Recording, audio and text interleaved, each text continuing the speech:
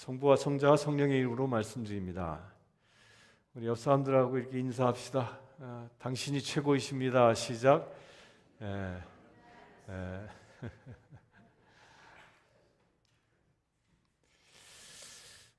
미국의 제16대 대통령, 너무도 유명한 분이죠. 아브라함 링컨 이 대통령이 취임식 때 한 연설문의 한 일부분을 이 시간 소개하기를 원합니다. 링컨은 이렇게 얘기했습니다. 우리가 당하고 있는 여러 가지 난관을 극복해 나가려면 지혜, 애국심, 그리고 기독교 정신 등이 절대 필요하거니와 무엇보다도 이 나라를 끝까지 버리지 않고 지켜주실 하나님을 굳게 믿는 믿음입니다 라고 취임 연설에서 선언했습니다. 이 나라를 끝까지 버리지 않고 지켜주시는 그 하나님을 굳게 믿는 믿음, 그 믿음이 미국을 세웠습니다. 그 믿음이 미국을 미국되게 한 것처럼 여러분들도 그 믿음, 여러분들도 하나님이 끝까지 버리지 않고 지켜주신다라는 그 믿음을 온전히 갖게 되시길 축원합니다. 오늘 본문에는 나오는 이 인물 역시 질병이 주는 고통과 절망에 사로잡혀 있는 사람들의 이야기가 소개되어집니다. 죽음을 앞둔 딸을 위해 호소하는 그 야이로와 또한 12년간이나 혈류병을 앓고 고생하는 여인에 대한 이야기가 기록되어져 있습니다. 그런데 오늘 본문을 잘 보면 두 가지 이야기가 한 본문으로 되어져 있는데 12년 동안 혈류병을 앓는 그 여인을 고치신 일과 그 야이로의 그 죽은 딸을 살리시는 일입니다. 얼핏 보면 이 두 사건은 전혀 관계없는 것처럼 보입니다. 그러나 이 앞의 사건은 뒤에 나오는 사건에 대한 예표로서 굉장히 밀접한 구조를 가지고 있습니다. 이 오늘 복음서의 저자인 마가가 이 복음서를 쓰는데 즐겨 사용하는 그 어법이 있는데 그것을 샌드위치 구조라고 얘기합니다. 이는 한 이야기 안에 다른 이야기 하나를 중간에 툭 끼워 넣어서 메시지를 전하는 문학 형식입니다. 이 문학 형식 가운데 사용한 오늘 본문에는 예수님을 제외한 세 사람이 중요하게 등장합니다. 첫 번째는 야이로고 또한 12년간 혈유병을 앓고 있었던 여인이었고 그리고 12살 된 야이로의 딸입니다. 여기서 보면 마가가 의도적이라고 생각될 만큼 12이라는 숫자를 강조합니다. 혈류병 앓은 여인도 12년간 앓았고 이 죽은 야이로의 딸도 12살이라고 얘기합니다. 이것은 그냥 쓴 게 아닙니다. 왜냐하면 이 성경에서의 12라는 숫자는 완전수를 의미합니다. 그런데 이것이 왜 완전하냐면 이 12는 4의 3배이죠. 4 곱하기 3이 10이지 않습니까? 곧 4는 창조의 숫자이고 또한 이 3은 부활의 숫자입니다. 이걸 강조하고 있는 겁니다. 그래서 12는 창조와 부활을 주관하시는 하나님에 대한 그 존칭을 의미하기도 합니다. 혈유병 앓은 여인이나 죽은 야이로의 딸이나 그 하나님의 놀라운 부활의 역사가 그 안에 예고되어져 있는 겁니다. 이 시간에는 이 본문을 통해서 등장하는 이 두 명의 중요한 인물 중에서도 특별히 저는 오늘 야이로라는 이 한 사람에게 초점을 맞춰서 말씀드리고자 합니다.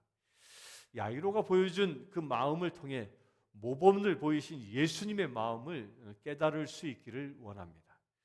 아울러 우리 삶 속에서도 예수님을 닮은 성도로서의 모습을 되찾을 수 있게 되기를 축원합니다. 우리 옆 사람을 보면서 이렇게 축복합시다. 당신은 예수님을 닮으셨습니다. 시작. 네. 예수님을 닮아가시길 축원합니다. 그 야이로의 첫 번째 이야기 중에 첫 번째로 야이로가 누구입니까? 22절에 보면 야이로는 회당장이라고 기록합니다. 어디에 있는 회당이겠습니까? 오늘 본문에 그 기록된 사건을 보면 예수님께서 데가볼리 지역에서 떠나서 이제 가버나움으로 가는 도상에서 일어나는 사건입니다. 따라서 야이로는 가버나움 회당의 회당장이었습니다. 당시 회당은 유대인들의 예배 장소였습니다. 그런데 예배만 드린 것이 아니라 그 회당에서는 마을에 송사가 일어나면 재판도 하고, 또한 교육받아야 할 자녀들을 그곳에서 교육도 하고, 그렇게 율법 교육의 터전이었고, 또한 더불어 신앙의 전통을 지키는 아주 대단히 중요한 곳이었습니다. 따라서 회당장은 회당에서 예배를 주관하는 종교적으로 중요한 사람이었을 뿐만 아니라 사회적으로도 존경을 받는 굉장히 중요한 마을의 리더였습니다. 우리가 잘 아는 그 친구 4명이 이 중풍병자를 데리고 지붕에 올라가 지붕을 뚫고 예수님 앞에 내려 치유받는 이야기 여러분들 다 기억하시죠? 그 사건이 일어난 중풍병자가 요를 걷어 나갔던 그 지역이 또한 가버나움입니다. 야이로는 바로 그 지방의 회당장이었습니다. 그 야이로라는 그 이름, 그 히브리어의 뜻을 보면 아주 재밌습니다. 그는 빛을 주신다, 그는 깨우신다, 이런 뜻이 야이로입니다. 성경은 사람의 이름을 성경에 특별히 쓸 때에는요, 다 그 이름이 담고 있는 의미 때문에 쓰여집니다. 그러니까 이름대로 되는 겁니다. 여러분들도 이름대로 살 수 있게 되길 바랍니다. 여러분들의 이름이 뭡니까? 제 이름은 조영준이에요. 영준. 영자, 길 영자에다가 준자는 뛰어날 준자예요. 저희 아버님이 제 이름을 지어주셨는데 제 이름의 뜻이 뭐예요? 길게 영원토록 뛰어나라. 아멘. 아무도 안 하네.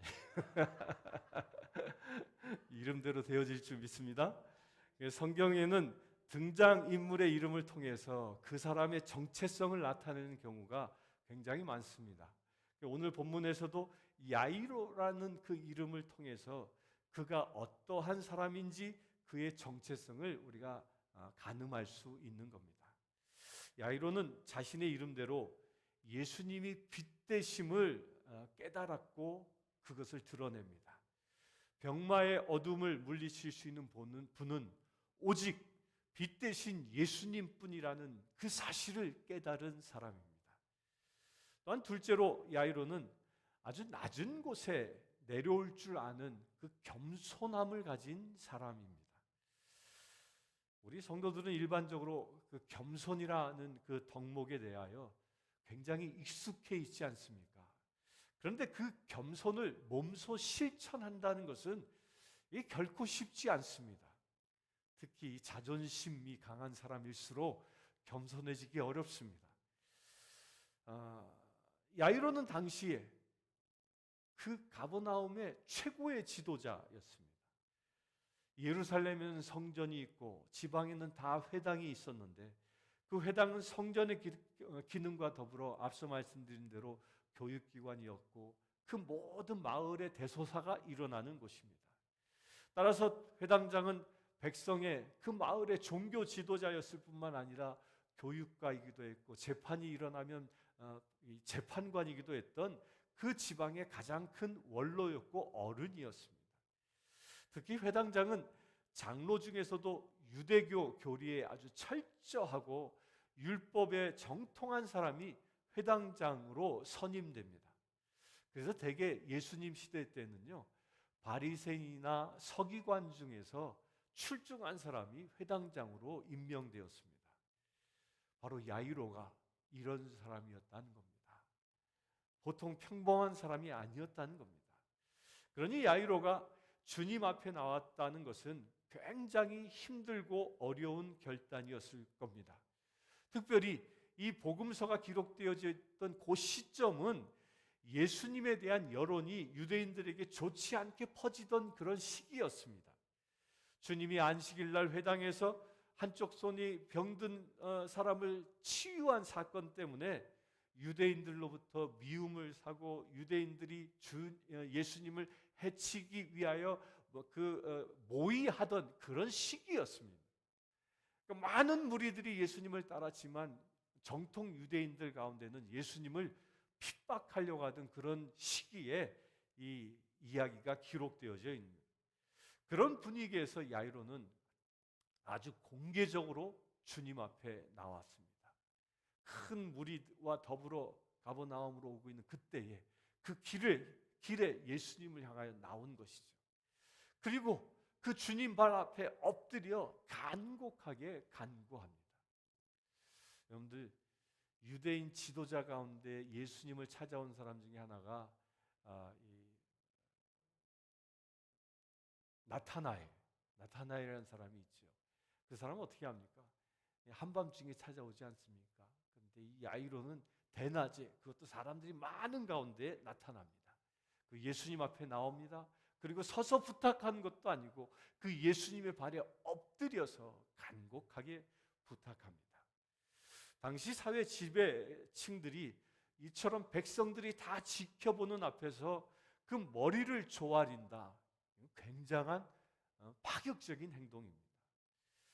물론 그를 이렇게 주님 발 앞에까지 조아리게 만든 것은 정말 눈에 넣어도 아프지 않을 그 외동딸 때문이었을 겁니다. 그런데 엄마도 아닌 그 아빠가 자신의 모든 것을 그 딸을 위하여 내려놓는다는 것은 결코 쉬운 일이 아닙니다. 이것은 지금의 상황이 그만큼 절체절명의 위기임을 아주 단적으로 보여주고 있습니다.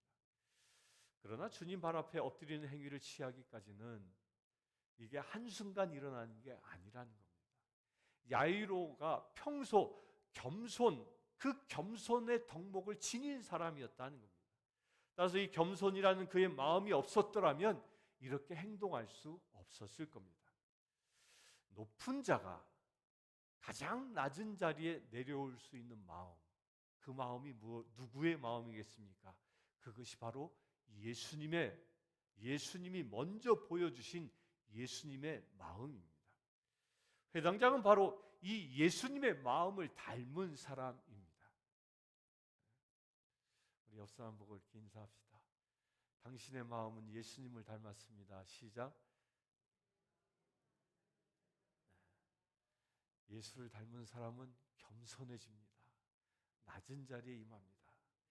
사랑하는 성도 여러분, 지금 이 시간 우리 자신을 한번 돌아볼 수 있게 되길 바랍니다. 나 자신이 너무 높은 자리에 앉아 있는 것은 아닌지 신앙적인 점검이 반드시 필요합니다. 내가 높은 자리에 오르기보다는 낮은 자리에 임할 수 있게 되길 바랍니다. 내가 높임을 받기보다는 우리 형제를, 상대를 높일 수 있는 자 되기를 바랍니다. 우리가 예수님처럼, 야이로처럼 높은 곳에서 내려와 낮은 곳에 내려올 수 있을 때 예수님의 선한 역사, 예수님의 놀라운 역사가 여러분들의 삶에서 일어나는 것입니다. 예수님처럼, 야이로처럼 낮은 곳에서 서로를 섬기는 성도님들 되시길 축원합니다. 세 번째로는요, 야이로는 예수님처럼 가난한 자를 긍휼히 여길 줄 아는 그런 마음을 가진 사람입니다. 앞에서 말씀드린 것처럼 이 야이로는 회당장으로서 그 마을의 최고의 지도자였습니다. 그런데 반면에 오늘 본문에 나오는 이 혈류증을 앓고 있는 이 여인은 가난한 사람이에요. 12년 동안 병을 고치려고 가산을 다 탕진한 그런 가난한 사람이었습니다. 더욱이 그는 이 출혈병으로 인하여 부정을 탄 여인이라고 사람들에게 손가락질 받는 그런 사람이었습니다. 그래서 그녀는 그녀의 그 다급한 상황쯤이야 이 야이로는 얼마든지 무시해 버릴 수도 있었을 겁니다. 그리고 자신의 상황이 딸의 죽음이라는 죽어가는 딸, 그 엄청난 위기 상황이었기 때문에 어떤 양보도 허락할 수 없는 그런 상황이었습니다. 아마 지금으로 따지면요, 아마 회당장이니까 마을에 시장 정도 되는 사람이겠죠. 시장의 딸이 죽어간다고 생각해 보죠. 그럼 어떻게 하겠어요? 경찰들이 막 이 앞에 사이렌을 울리고 에스코트하고 구급차에 일어서 막 모든 차를 다 피카피카피카하고 급하게 갈 그런 상황인 거예요. 그런 상황, 그 촌각을 다투는 그렇게 위급한 상황이었습니다. 그런데 이 야이로는 혈루증 걸린 그 여인의 처지 앞에 자기 딸에게 먼저 가달라고 예수님을 재촉하거나 또 혈류병 앓는 여인을 책망하거나 하지 않는다는 겁니다. 자신의 딸을 먼저 고치고 여인은 뒤에 고침받으라 해도 어쩌면 큰 무리가 없을지도 모릅니다. 왜냐하면 혈류병 앓는 여인은 금방 죽을 사람이 아니기 때문에 더 위급한 자기 딸에게 예수님을 모셔갈 수도 있었을 겁니다. 그러나 이 야이로는 가난한 한 여인의 그 불쌍함을 먼저 생각했기에 예수님을 재촉하지 않습니다. 그는 힘없는 사회적 약자를 먼저 생각할 줄 아는 진정한 지도자였던 겁니다. 예수님은 그분 사역 가운데 가장 관심의 대상자는 바로 이 가난한 사람입니다. 그래서 칠복에 뭐라고 얘기합니까? 팔복에 가난한 자는 복이 있나니 천국이 그들의 것이요 라고 선포할 만큼 가난한 자에 초점을 두고 있죠. 그래서 예수님은 야이로와의 동행길에 나타난 그 가난한 여인을 물리치지 않고 너보다 더 급한 야이로 딸부터 고치고 나서 그리고 내가 너를 고쳐줄게 이런 말도 하지 아니하시고 그 여인을 바라봅니다. 예수님은 자신의 마음에 부합하는 이 야이로에게 혈류증 걸린 여인보다 더 극적인 시나리오를 준비해 놓고 계십니다. 사랑하는 성도 여러분, 우리는 참으로 지금 이 시대에는 이기적인 사회에서 살고 있습니다. 어쩌면 물질적으로는 너무도 풍족하지만 많은 사람들이 정신이 황폐해집니다. 그러니까 알코올에, 마약에 정신이 다 팔려버리고 맙니다. 남을 돌보아줄 줄 아는 그 여유와 사랑이 사라져버린 것이 현대의 시대인 것 같습니다. 이웃의 아픔과 고통에는 별 관심이 없고 다만 나만 풍족하고 나만 건강하고 나만 편안하면 그만인 것처럼, 그것이 최고의 행복인 것처럼 생각하며 살아갑니다. 그러나 우리 성도님들, 땅에서 소외된 이웃을 긍휼히 여길 줄 아는 그 예수님의 마음을 이 시간 갖게 되시길 축원합니다. 우리 속에 주님이 보여주셨던 사랑과 긍휼의 마음이 있을 때 야이로에게 보여주셨던 아주 극적인 그 시나리오가 우리의 삶에도 이루어질 줄 믿습니다. 아멘이십니까? 긍휼의 마음을 가지십시오.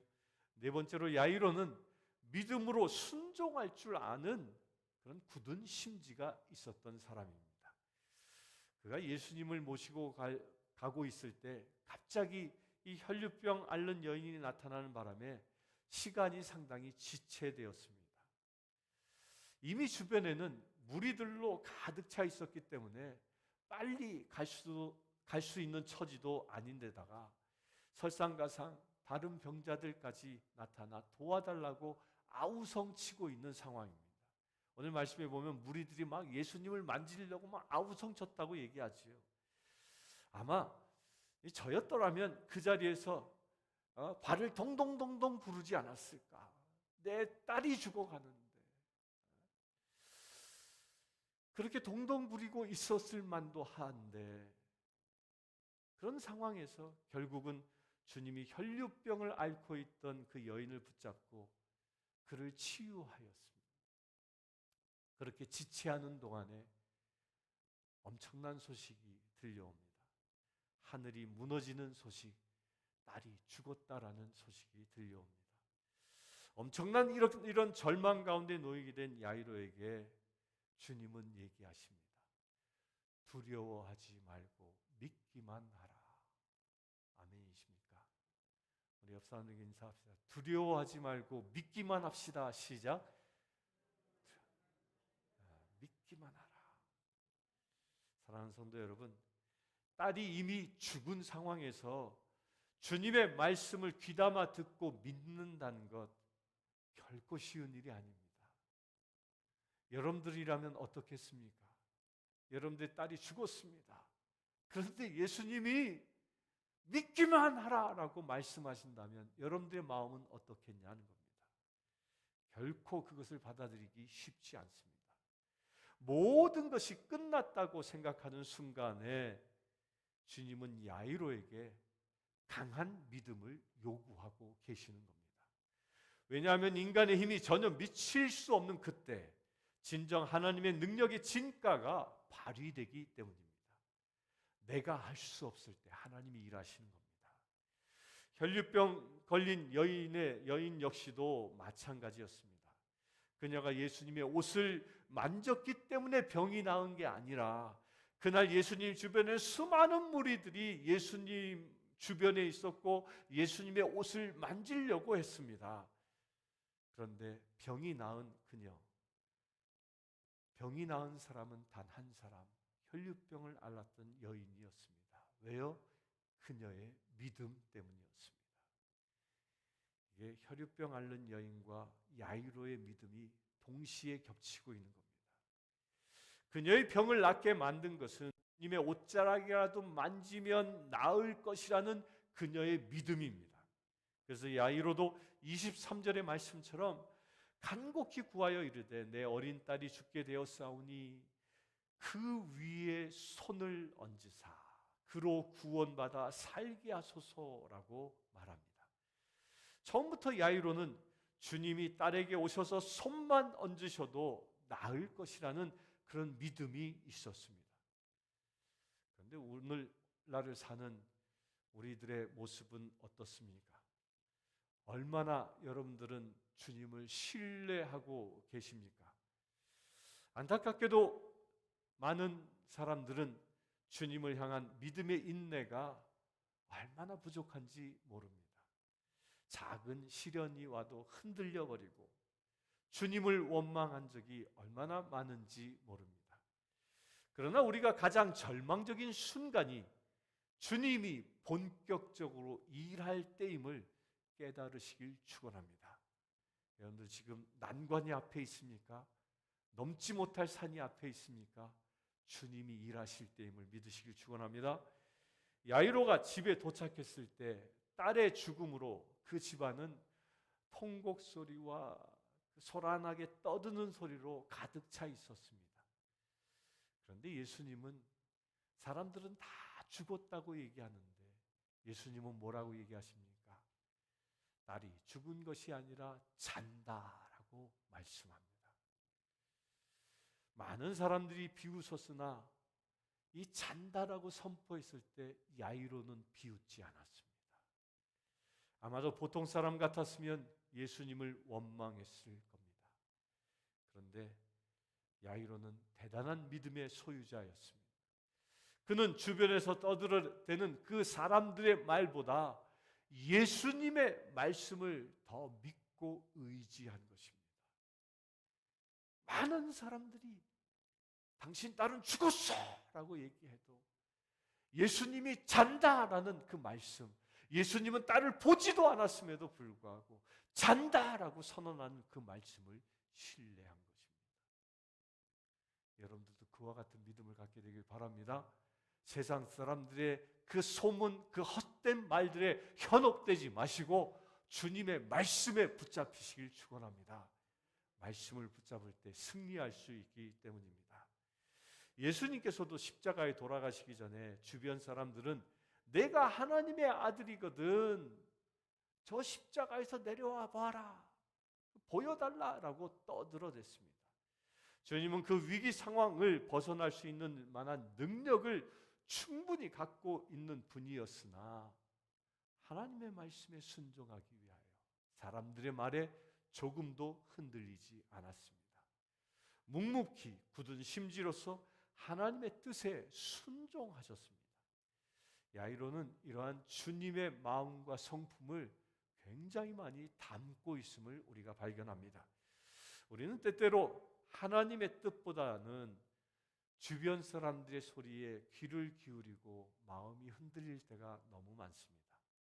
시끄러운 사람의 소리는 하나님의 음성을 듣지 못하게 만들 때가 많고, 또한 여러분들의 믿음을 흔들어 버릴 때가 많습니다. 그러나 언제나 자신의 자리에서 굳굳하게 그리고 변함없이 서서 하나님의 뜻에 순종할 수 있는 삶을 사시길 축원합니다. 우리가 주님의 음성에 귀를 기울이면 흔들리지 않습니다. 그러나 사람의 말에 귀를 기울이면 흔들리게 되어져 있기 때문입니다. 예수님 굳은 심지로서, 굳은 마음으로 대단한 믿음을 보여준 그 야이로에게 아무도 생각지 아니한 반전의 드라마를 준비하고 계셨습니다. 예수님을 향한 강한 믿음이 없는 사람은 그분이 베푸시는 극적인 시나리오의 주인공이 될 수 없다라는 겁니다. 여러분들 인생이 반전을 경험할 수 있게 되길 바랍니다. 주님을 신뢰하면 반전이 일어납니다. 사람들은 예수님의 시나리오가 십자가의 죽음으로 끝났을 것이라고 생각했습니다. 그러나 하나님은 그 십자가에서 더 큰 반전을 예비하셨고 결정적인 결말을 만들어 부활하게 하셨습니다. 예수님께서 부활이라는 이 반전을 통해 완전히 죽음으로부터 승리하신 것처럼 야이로도 그의 믿음으로 주님이 만드신 극적인 시나리오의 주인공이 될 수 있었던 겁니다. 사랑하는 성도 여러분, 여러분들 가운데 야이로의 딸처럼 죽음과 같은 절망이 앞에 놓여 있습니까? 고통과 절망이 있습니까? 그렇다면 야이로의 마음, 그리스도의 마음을 품으시기를 주님의 이름으로 축원합니다. 예수님은 우리가 품을 그리스도의 마음이 어떠한 것인지 몸소 우리에게 보여주셨습니다. 오늘 핵심으로 다루었던 회당장 야이로는 바로 이 예수님의 마음을 품은 사람입니다. 높은 자리에 군림하지 않고 한없이 낮아질 줄 아는 그 겸손함, 또한 사회적 약자를 돌볼 수 있는 그 긍휼함이 그 안에 있었습니다. 그리스도를 향한 그 신실함과 굳은 심지, 이러한 마음을 품는다면 우리도 예수님이 예비하신 극적인 시나리오, 죽음을 넘어 생명을 얻는 그 주인공이 되어질 줄 믿습니다. 야이로의 딸처럼 죽음의 절망이 있을지라도 믿음만 있으면 소망이 생길 줄 믿으시길 축원합니다. 소망을 얻으면 주님께서 죽음을 넘어 생명을 주실 줄 믿습니다. 그래야 절망으로부터 승리하는 저와 여러분들 되길 축원합니다. 이러한 믿음을 품기 위해 늘 예수 그리스도를 깊이 묵상하고 주님만 바라보는 주님의 자녀 신앙인들 되시기를 주님의 이름으로 축원합니다. 잠시 기도하겠습니다. 주 아버지 하나님, 예수님의 마음, 야이로의 마음을 우리의 마음 되길 원합니다. 예수님을 닮은 마음을 가지고 살아가기를 원합니다. 야이로처럼 겸손히 또한 강건한 믿음으로 주님을 섬기기를 원합니다. 죽음의 절망 가운데에 낙담하지 아니하고 야이로처럼 믿음으로 승리하기를 원합니다. 예수 그리스도의 이름으로 기도드리옵나이다. 아멘. 이 시간 216장 찬양하시면서 준비하신 예물을 하나님께 봉헌하겠습니다.